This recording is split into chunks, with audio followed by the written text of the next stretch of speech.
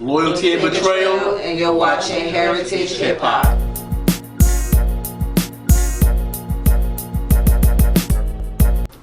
Peace, everybody. Welcome back to Heritage Hip Hop. I have 5 guests here of one of my favorite web series. And why is it one of my favorites? You'll find out. From the left, introduce yourself.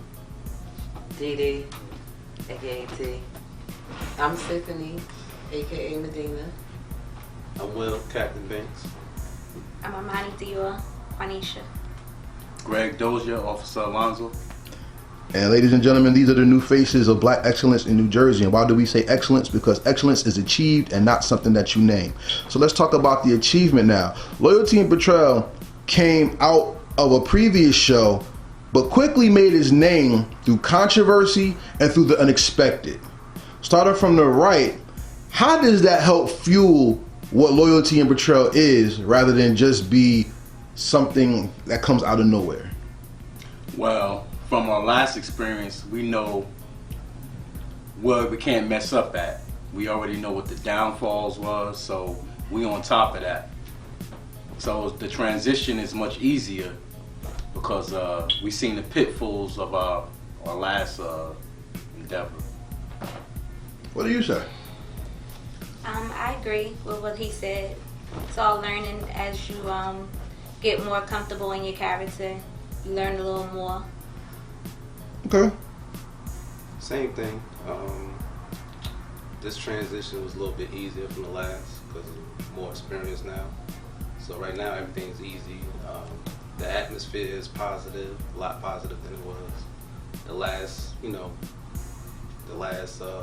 show we did. So I'm having fun with it. More fun. How about yourself? Well, I wasn't a cast member of Mayhem, but Okay. I was a fan of Mayhem.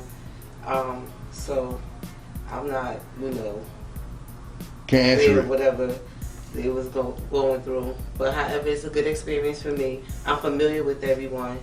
Like everybody, we all cool. Some of us are friends, some of us are family. So, I'm just enjoying the moment. You were in the last one? No. So let me ask you this. Because then you two bring an interesting perspective into the conversation. Because they've had experience with the inner workings of a web series in some type of way. Being that you two were new, and I asked you, and then we'll go back to you. Being that you two were new, walking into this experience, what brought you into it and made you feel comfortable to do it? Well, what brought me into it was as his daughter is my cousin, so we family already. And when he asked me to do it, I was like, all right. And then he was like, just be yourself, just be regular. Mm-hmm. So when I did the same, when I had to curse my boyfriend out, that's like normal. That's everyday me. So it was not really like acting. That's how I would normally react to that situation. So it was easy for me. Okay. And so? Well, originally there was someone else playing the part. I don't know what happened with that, but they needed somebody else. A few of them agreed upon asking me. So when X came to me, it was all right with me to do it. I mean, I was just helping. I'm comfortable with everybody. I'm familiar with everybody. We all cool. They're my brothers. So Easy transition. You're around people that you know. Exactly. It's more comfortable. And for them to be like new and not in the old endeavor we did, they killing it. definitely. Yeah, it's like natural for them. Like they performing and it shows And too. everything get better with time. Oh, definitely. Because watching from the very first show into into the 4th episode, like it's The thing about growth when it comes to Loyalty and Betrayal is everything is going to be a growing moment because it's still new. And the impatience of the average fan or person, because I hate fans personally, but the patience of the average person who watches it is going to be treated with something great, because as the story gets introduced, the pickup is what's going to drive the person to further watch and be intrigued by it. The gentlemen that are playing the police officers in it, let me ask you a question. To establish a character and to make it grow in the series, was that hard? Did you study the role, or are you playing it off the cuff for what you think the role is?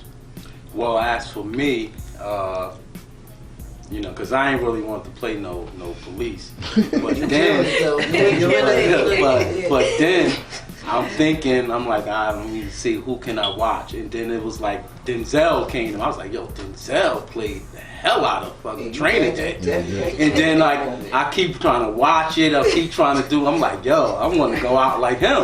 Okay. So now it's like getting embedded in my head, like, yo, you know, just go at it, and you know, it's cool. I like it. It's cool. What's up? Personal experience, being locked up, getting chased by cops, dealing with COs, so I just took all that and just created my own character. You played that side of the law in the previous one, right? Yep. Because in the previous one, you played the role of the person who wanted revenge for a partner. Right. Now in this one, it hasn't gone up yet, so I don't know where you're going with it. But in this one, you're still like a driving force character where your character is out more and very, very vocal when it comes to things that has to be done. How do you make the role rather than play the part? I just try to make it my own. Like I don't try to take anything from anywhere else as far as whatever I see on TV, whatever. I just try to make it my own character. I just, you know, create something in my head, okay, this is who I want Captain Banks to be. And I can take it from there. Now, lady in the middle, let me ask you a question. Same question. What role do you play, and how do you get ready to get into character? Well, I play Dior. I'm Symphony and Shahid's cousin. I come from Atlanta. I was a problem child in Atlanta, basically. So my mother sent me to Jersey, and I'm gonna cause even more mayhem, even more drama. We seeing that from the scene when the guy want to talk to the girl, and you like, ask me if you could talk to her first. You know what I'm Yeah, saying? I don't want to give too much of it away, but we want everybody to watch. yeah. Yeah. Yep. Okay, I like that. And it seems like you're drawing from personal experiences and things that have become normal to make your character believable. Why do you think most people fail when they get on camera? Because they trying to like do so good that they messing up. Just relax and just be yourself. Just be normal. Just Be normal. Just normal. Don't overdo it. Don't be over the top. Don't try to say words and phrases that you wouldn't normally use. You know what I'm saying? Because then you're gonna trip up. Because that's not how you normally talk or act. I mean, when you acting, sometimes you do have to play a character and say stuff that you wouldn't normally say, but it's not that. Yeah. Just be yourself. I love it. You gotta take that nervousness out, Out, because you want to do it. You don't want to do a scene and then later be like, nah, I should have did this. I should have That's said gonna be like that that. anyway. You gotta. Because you aim to do better. Right. It was gonna always be Yeah. like that anyway. You know, you're gonna see something and you're gonna always see something that Yeah. you know that you could do better the next time. But that intrigues me because what makes you nervous? Is it the camera or the anticipation of the scene? It depends. Once you start it though, it just becomes easy. It becomes a part of your routine. Yeah. Their I don't be routine. nervous. But I don't know if it be the camera, because right now we talking regular. As soon as the camera, they be like, Because I guess in the back of your mind, you thinking like, you know, about 60,000 people gonna be watching this. I gotta True. be on point. I gotta True. be on point. You know, and it's social media now. It's heavy. You don't want to do nothing, and then all of a sudden, you a meme. You know what I'm saying? Or you may want to be a meme because you never know what takes you to the next level. Yeah, or you want to be. You don't want to be. Publicity You don't want to be. publicity. Exactly. You don't want to be on the Really wrong bad. side of it, though. You know? That's true. You don't want to be on the wrong side. But the thing about your parts and the characters that you play from the past to now, what makes you so interesting is the hood has so many stories, yet we focus on the main topic of the streets. But a person can play the street in such a way that the street can be a world unto itself. What do you want to tell with your character rather than just play the role itself? Anybody could pick that up. I would like to see the backstory of Captain Banks. That's Okay. what I would like to see. You want to do a spinoff? You want to do like Hobbs and Shaw type stuff? You know what I'm saying? Well, I would like to, like, for all of us, like, be like a message to, like, you know, don't go out here and think you're gonna be a super drug dealer. Don't, you know, at least somebody could pick up on something and be like, know what? This ain't the route to go, because look what's happening.